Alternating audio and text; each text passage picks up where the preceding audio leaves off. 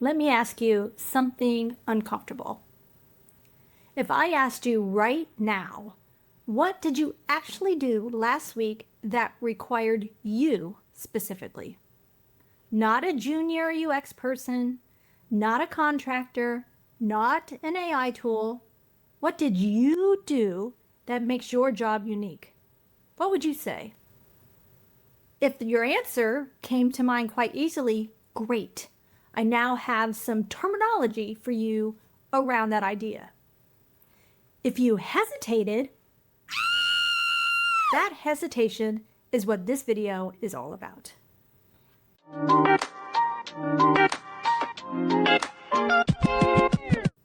Nate B. Jones released a video not too long ago that I think every person should watch. He talked about what so many of us are fearing, AI coming for our job. I'll put a link to the video down in the description so that you can watch that video after this.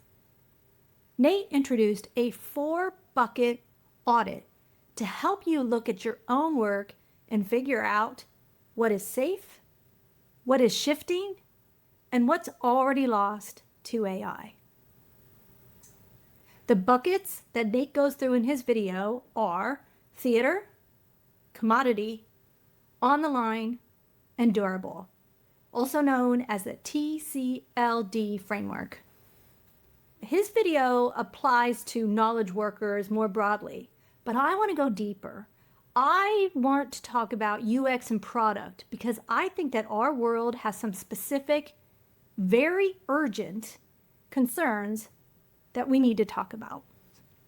So here's my take. A lot of UX and product work right now is sitting in a very uncomfortable place. We've spent years building influence, advocating for the user, fighting for that seat at the table. And now, quietly, some of what we fought so hard for is being absorbed. Not stolen, absorbed by AI tools who did not need to fight for that seat at the table. They just work. This video is not about doom and gloom. We have enough to worry about these days, don't we? It's about clarity. With a little bit of tough love and a reality check, you know, that's how I roll. So think about this. You cannot protect something if you cannot see it clearly. So we're going to walk through all 4 of these buckets of Nate's TCLD framework. And for each one, I'm going to give you specific examples and how those examples apply to your job in UX or product now. By the end of this video, you'll know which part of your job to stop performing, what part to automate, and which parts of your job to invest in more deeply. Also, stick around to the end because I'm going to tell you how I am going to share a free workbook with you on how you can audit your own skills and determine which ones fall into this durable category. This is the important one.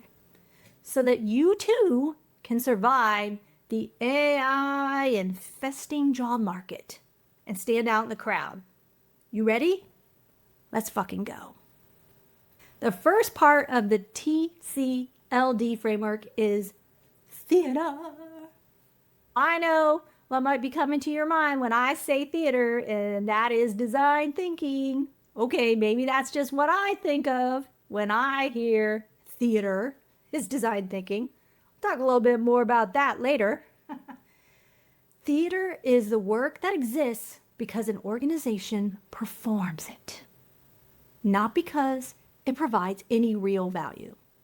As Nate puts it in his video, if the work disappeared and the main consequence was that the organization had to admit that it had been performing rather than producing, that's the theater part. Okay, so here's the hard part. Theater does not feel like theater while you're doing it. It feels like being a good team member. It feels like staying visible. And it feels like due diligence. But if you're honest, when no one is watching, a lot of what fills our calendars and our time is professional theater. Let's walk through some theater when it comes specifically to UX and product roles. First stop, UX research. So here's some examples of theater in your job role. The research readout that took 3 weeks to produce and presented one time to a room who had already made the decision. Ooh, I hate this. And to be fair, that's often not our fault, but still, this is bullshit theater. Another example, a 47-page slide deck that you poured your heart and soul and weeks of research into, and no stakeholder ever even opened it. The NPS survey that runs every quarter and has never, not once, been acted upon. Don't get me started on the trash that NPS is. I'm just going to leave that right there. And finally, my favorite, design thinking. There's so many activities I could cover here, but hey, we don't have all day, so let me just point out one. That persona building session that takes a day or two and produces made-up people based on your team's assumptions. You know the one. Ooh, my favorite theater. Okay, theater does not just hit research. It also hits UX design as well. The design review where everyone says, whoa, looks good. And it doesn't even matter because the devs have started building it anyways. That is BS theater right there. The high fidelity prototype that the PM needs to put in a PowerPoint for executives. Nothing has been tested on these designs. And now it might go to devs because everyone thinks it's already been evaluated and good to go. Ah, yikes. And exploratory blue sky design that's never going to ship and everyone knows it. But it sure makes leadership feel like they're innovative. Now let's mention a few examples of theater and content strategy. The brand voice guide that is referenced exactly never. First, because it's hard to find, and also because it's never been updated since the last redesign. So writers just wing it in every product release. The content brief that's so thorough and detailed that no one fills it in correctly. So it effectively doesn't exist. Honestly, this could apply to a research plan too, or a design brief. I think you get the idea. And finally, post-launch content retrospective. Ooh, who doesn't love a post-mortem that actually dies at the end of that meeting? Huh? So much for iteration, eh? Now, we can't leave out theater and product management. They too have their own center stage performances. You know, that weekly status update email that was written because some VP long time ago asked for status updates. How many of these do you have that you've never opened sitting in your inbox right now? The OKR setting ceremony that takes an entire month of meetings and produces objectives that are immediately forgotten by the next month. And finally, the go-to-market document that's handed off to marketing and never referenced again by product, ever. So here's the spicy truth about theater. Some of it is our fault, but not all of it. If you've been the one scheduling meetings that no one needs, or writing these research or UX decks that no one reads, or you're running research that confirms what the team already knows and has decided, you've been funding your own irrelevance with a theater ticket. So what do? Well, it's time to quietly stop volunteering for theater. Stop the recurring report that nobody reads. Instead, send 3 bullet points in Slack highlighting what you learned. Get rid of that big deck. And watch as Nate says in his video, watch and see what happens. Most of the time, nothing. And that's the point. The next part is commodity. Commodity work is real. It produces real value. It needs to happen. It just doesn't need you specifically. So here is a test that Nate talks about. Could you write some kind of spec or document and have someone else in your organization, or maybe even AI, could they produce an output that's just about as useful? If the answer is yes, it's commodity. This category stings for most senior UX folks like me, because a lot of commodity, it took years to build that school. You know, you learned how to synthesize that messy research. You learn how to write that product's requirement document, the PRD, so that engineers know how to get started. You learn how to turn the chaotic design critique into actionable next steps. Not downplaying that. That's real skill. But here's what the job market does not care about: how hard it was to learn. AI has not made these skills worthless, but it has made these skills less rare.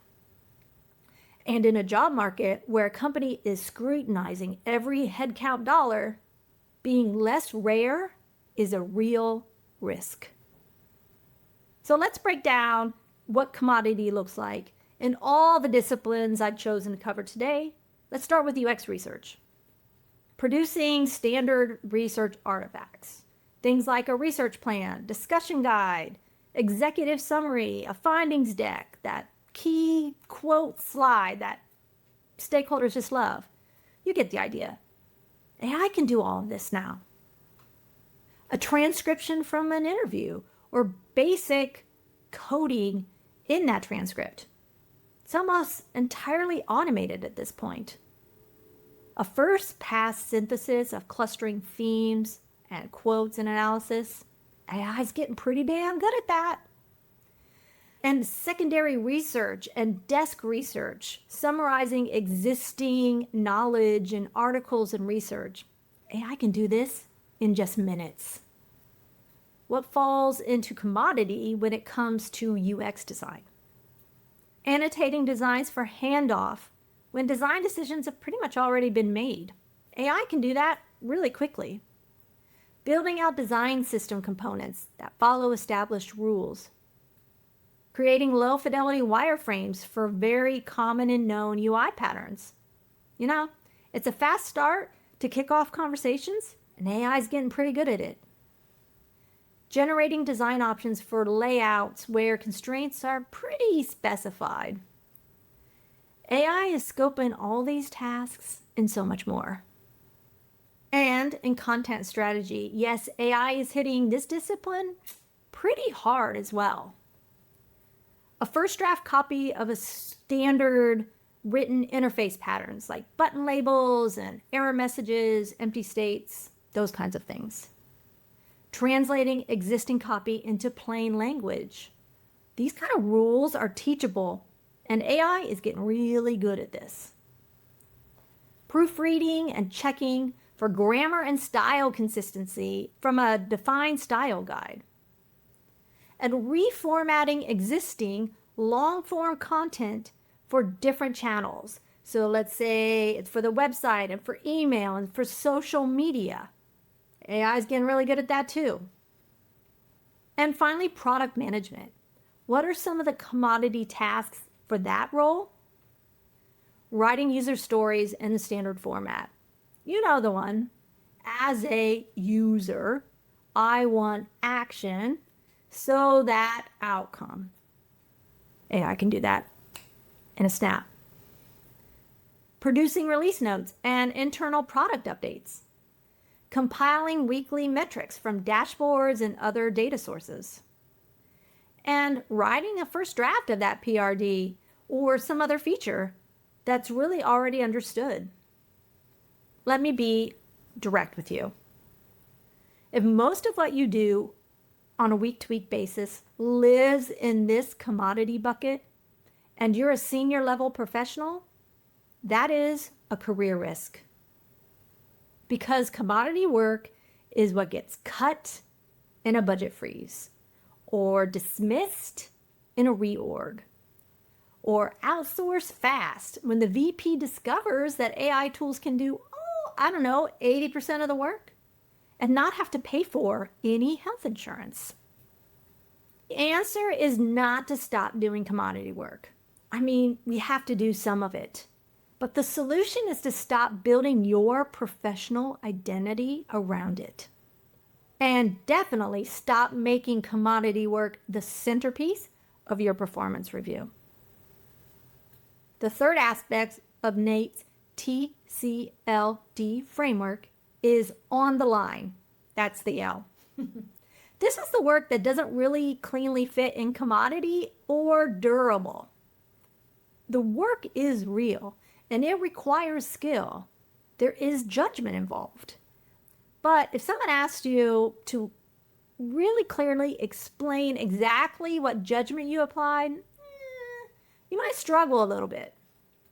Nate describes this work as work that a strong junior person could do maybe 70 to 80% of, and then the last remainder part you would need to do as a senior professional. You know that judgment is involved, but you can't really fully articulate what parts the judgment's working in. And honestly, this is where I think most of our career anxiety lives right now. Because this is where your professional identity and where AI is kind of scooping in, this is where the two are colliding. And the direction of travel, who's winning that collision, is not in the person's favor. The line for our UX work is moving toward commodity, not toward durable. And so your job is to make sure that you are the one nudging it toward durable. How? By deepening your judgment, not just getting faster at the execution. Okay, so let's talk a little bit more about this on the line work when it comes to these UX and product roles. First up, UX research. Synthesis of complex qualitative data where patterns are partially emergent, but your interpretation still matters. However, smart AI prompts might get you pretty close, but not all the way there. Determining the research scope and prioritization. You, the human, knows your organization, and you know the politics that you need to navigate there. Similarly, stakeholder communication and management. This is a big one. Translating findings for non-researchers requires skill. AI can produce passable research summaries, but AI does not know which stakeholder needs extra hand-holding and extra kissing. Humans know that. Along the same lines, presenting findings to skeptical stakeholders. Humans are still pretty good at that, winning those folks over into their corner.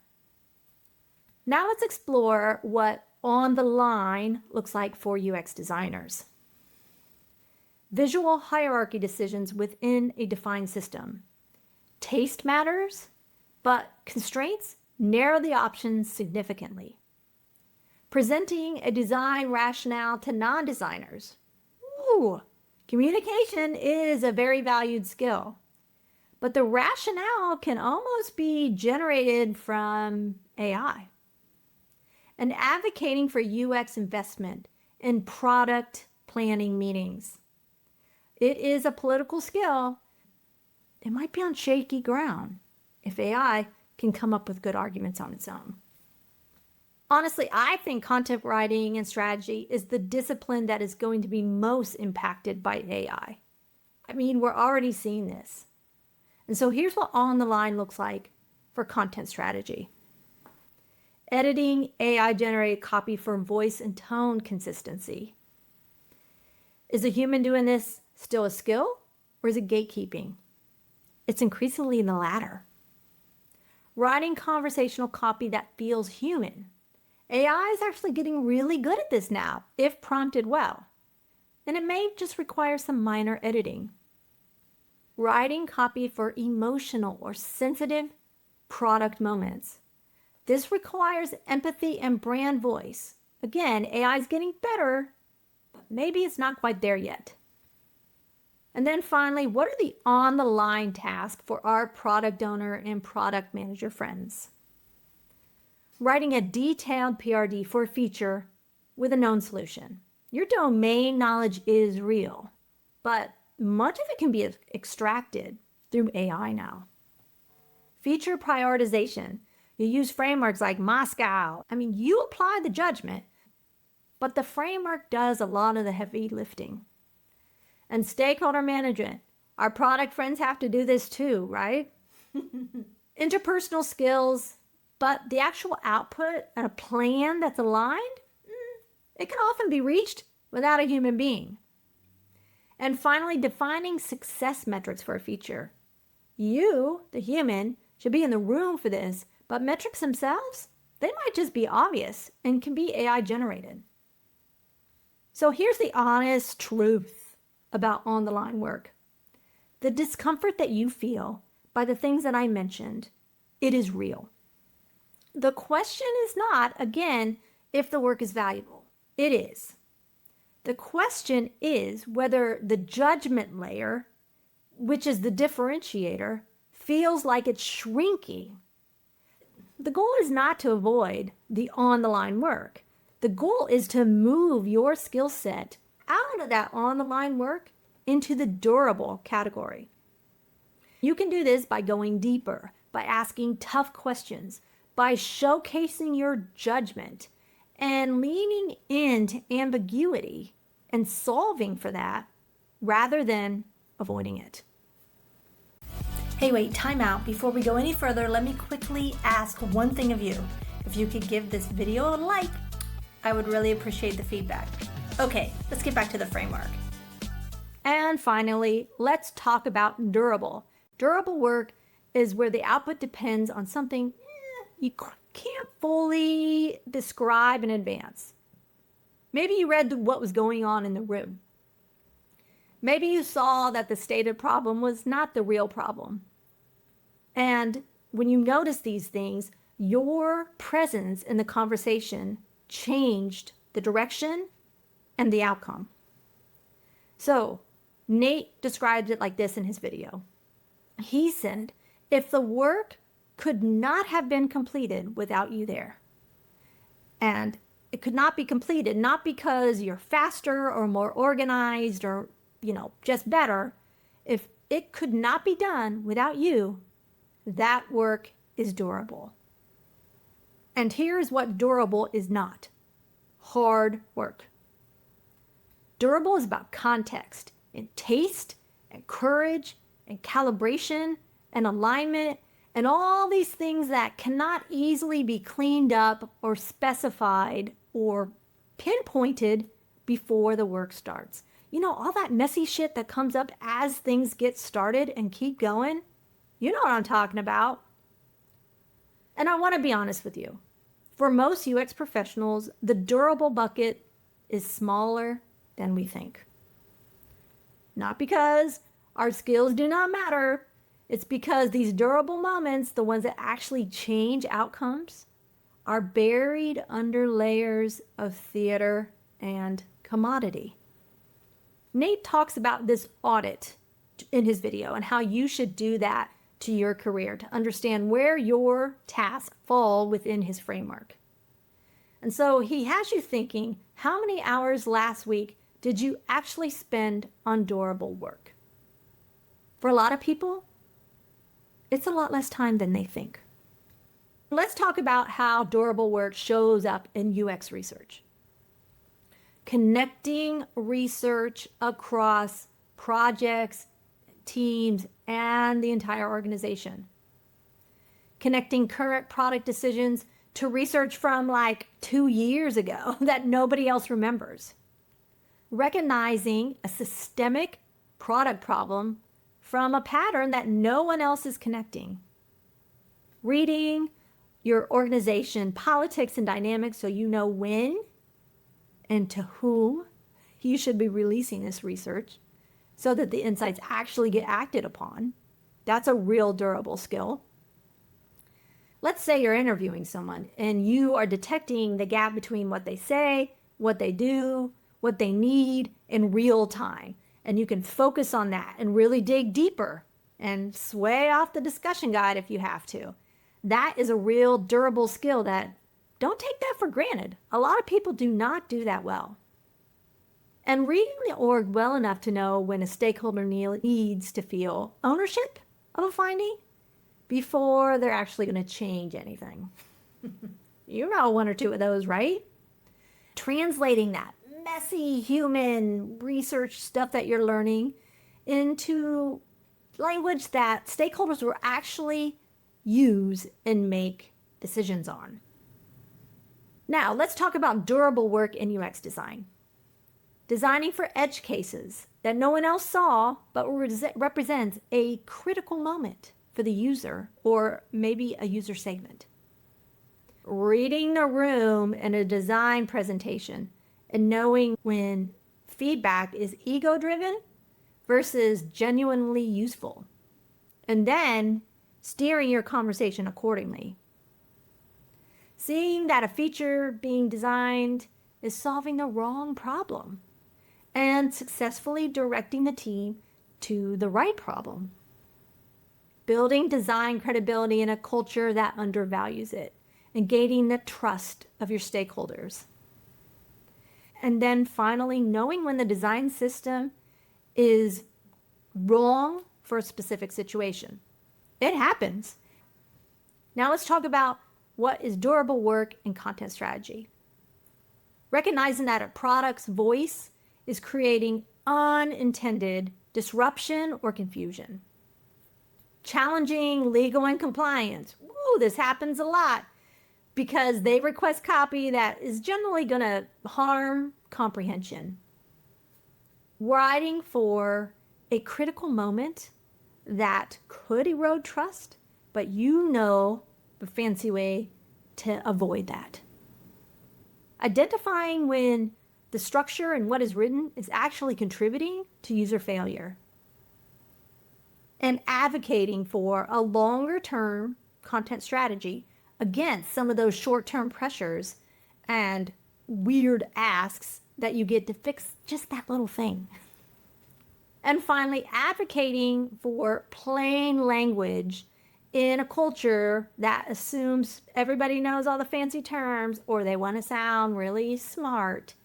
You're the one that's the voice of reason and making sure that the language is clear and simple. Now, let's wrap up with this durable category by talking a bit about what durable tasks look like for product management. Recognizing that the team is solving the wrong problem for the wrong user, and then successfully changing direction before significant time is sunk in the wrong thing. Knowing when to kill a project. Woo, I'd honestly like to meet a project manager who has done this. Sorry, but truth a little bit. Building trust across the team with engineers, with UX folks, with stakeholders. That relationship management, it's a really durable skill that, I'm mentioning it here in product management. I think it would apply to any senior role. Connecting user research to product strategy and portraying that tie and that connection to other stakeholders or to executives. And then finally, making unpopular decisions. This happens a lot. Maybe you need to change prioritization or, like I mentioned before, kill a feature. And that might piss somebody off. But a strong product manager will articulate the reasons why and really advocate for their point of view. Whew, okay, that is a lot. And maybe don't do all of these things I talked about in the durable category, but determine which aspects that you can show in your work that it's durable, and therefore showing that you are less dispensable. Let's wrap up here with how to figure out what part of your skills are durable and how to actually develop them. So step 1 is identify your durable moments. I want you to think back, not to your job description, but think to what you did in the last week or so, and to the specific moments where something would have gone noticeably worse without you. And I want you to write down 3 moments to start with. Be specific. This is where the workbook that I have for you comes in. If you leave the word durable in a comment, I'm going to send you this workbook with these questions so that you can work through this framework and determine how durable your work really is. So here's the categories. I'll run through them really quickly, but again, just write durable in a comment and I'll send you the workbook. What was the task? What was the situation? What did you see that others did not? What call did you make? What was the outcome and why was it durable? Again, drop durable in a comment and I will send you this workbook for free. And honestly, if you're struggling to find 3, this is important data to acknowledge. It might mean your durable work is being buried, or it might mean that you are not doing as much durable work as you should be. Step 2, build a private judgment record. And this comes directly from Nate's framework. And I actually think is one of the most practical things in this entire video. At the end of every week, write down 1 call that you made where the outcome depended on you. You can use this workbook that I'm going to give to you for free as a framework for you to record this. So once you do it for the first time, reflecting on your work, then moving forward, continue to keep a record of what your durable work is using this workbook. But I have a few tips for this. Keep it private. This is not to showcase to other people because you don't want to commoditize it.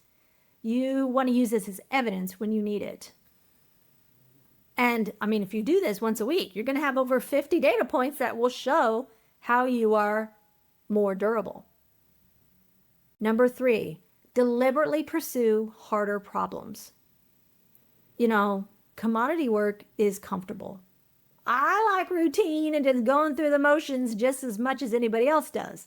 But it's not going to make me stand out as a professional. So I have to step into some challenges. So here's what you do. When you have a choice of projects, choose the one where the answer is genuinely uncertain, not the one that seems easy. Volunteer for the cross-functional problem that nobody owns clearly, or that people step away from and kind of kick the can down the road. And say yes in a conversation when you don't know the answer. That kind of yes and idea. You don't have to know the answer then, but be willing to say, you know, I don't know, but let me go find out. Adopt that learning mindset and lean in again into these challenging questions. Number 4, make durable work legible without commodifying it. And this is the balance that Nate talks about in his video. Your durable work needs to be visible enough that the organization sees that you're doing it.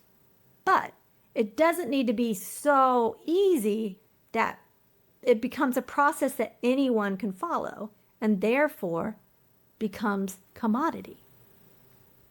So you talk about outcomes, not methods. You talk about what was the result, not how you got there or the step-by-step process. That's where the commodity comes in. What you want to showcase is how you led to the outcome with your judgment, with your taste, with your durability. Also, as researchers, try this. Separate analysis from judgment because they could be a little bit different. Like analysis, you're using the data and you're getting themes and you're kind of seeing some things surface. But the judgment is the next level. Okay, you learned from the analysis, but what's the call? So in a sense, judgment is your recommendations. You're connecting that thread between what the data shows and what is best for the project or the organization. So showcase how your judgment, not just from the study you analyzed, but your professional knowledge, your expertise, your experience throughout the years, show how that judgment is pushing forward the project. And that's difficult to do without you. And step 5, evaluate the role, not just the work. Make durable work legible without commodifying it. So this is a tough one. Some roles are just theater heavy, and some disciplines are also pretty theater heavy and commodity heavy. It's a reality. So when you're evaluating, let's say you're looking at a job description or you're really evaluating a role, instead of looking at the job description, look at what the person actually does. What do they spend their time on? What are they not doing much of? What you're looking for is, what are the theater and the commodity things that they're doing? And what are the on the line or the durable things that they're doing? Because you want to see if your role is heading in that direction. Okay, I know I've thrown a lot at you, so let's do a really quick recap here. Theater is the UX work that exists to perform UX, not to produce it. So stop volunteering for it. Commodity is the real work that becomes less scarce. Automate or delegate where you can, but don't build your identity around commodity. On the line is that uncomfortable middle we talked about where your career anxiety kind of lives. Pay attention to which direction your career is moving in that on the line. Is it going more toward commodity or is it going more toward durable? And then finally, durable is the judgment, the refining, the institutional knowledge, the hard calls. This is what compounds you. Feed it. Let it grow. So hopefully you found this a little bit useful and more applicable to your UX and product management role than Nate's original video. I still recommend that you check it out. The link is in the comments below. And again, if you want the workbook to determine if your tasks are actually durable in your role, type durable in a comment. And you know what? Let me know what you thought of this approach. If you agree or disagree with something, I'm all ears and ready for a good debate. Thank you so much for your time. Until next time, bye.